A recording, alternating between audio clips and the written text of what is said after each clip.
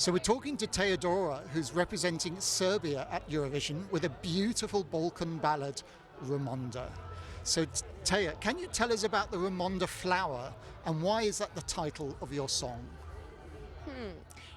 That's a good question. I answer it a lot. Let me think about it. Ramonda is a beautiful symbol. It represents a metaphor about a flower we have as a symbol in First World War.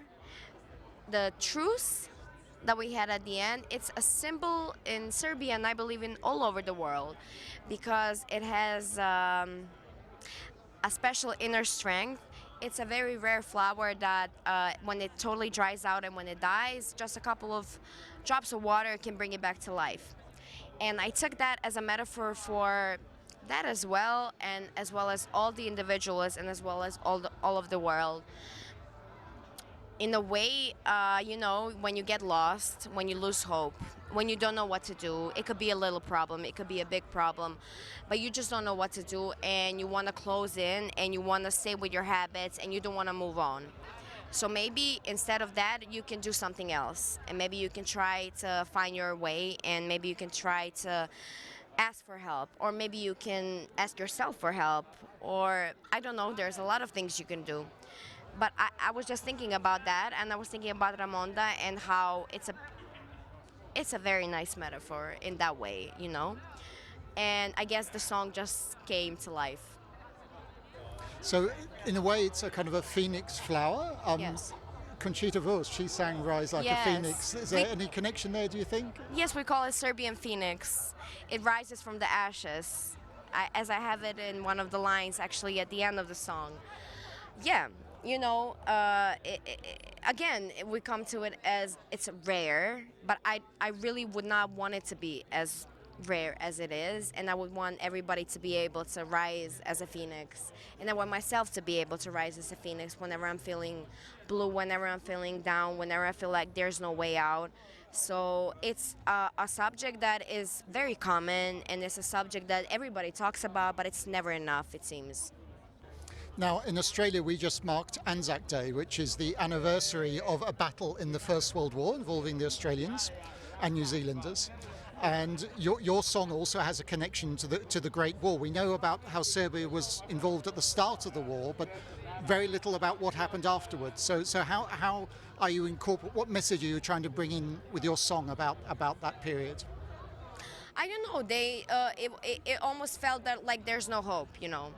And we are a smaller nation, and we ended up building ourselves up from everything, and we ended up not building, but we ended up coming out of everything, and it seemed impossible.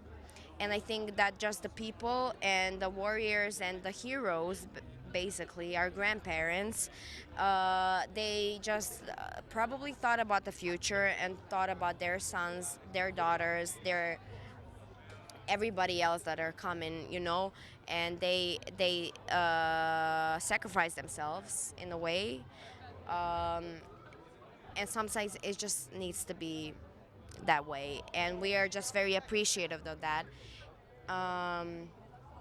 But it comes to the same thing. You just need to fight for something that you believe in and something that you love. Now, slightly different subject. You studied at the Berklee College of Music in Boston. How do the Americans treat music differently in their schools compared to European music schools? Well, I don't know. I went to a musical high school in Serbia, and that was something totally different than Berklee College of Music. As in the high school that I went in, I played piano, and it was totally classical music. And then at Berklee, it's more freedom, like to as far as you go with the genres. I could have done whatever I wanted. In a way, I could create my own sound and nobody would judge me. They would just help me make it better, you know? And that's something that I've learned over there. And also I can say that meeting with other students, colleagues, you know, they give you some kind of boost, some kind of confidence. And that is like I think that's something one of the best things that I've got from going to Berklee.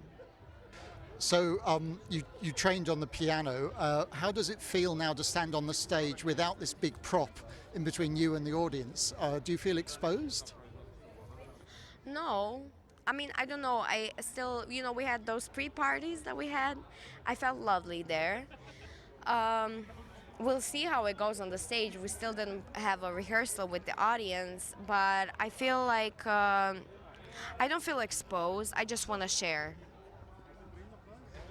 I understand that you read a lot in your spare time, so why are the Harry Potter and Lord of the Rings books so special? I have to be honest. I don't read a lot. I watch a lot of movies.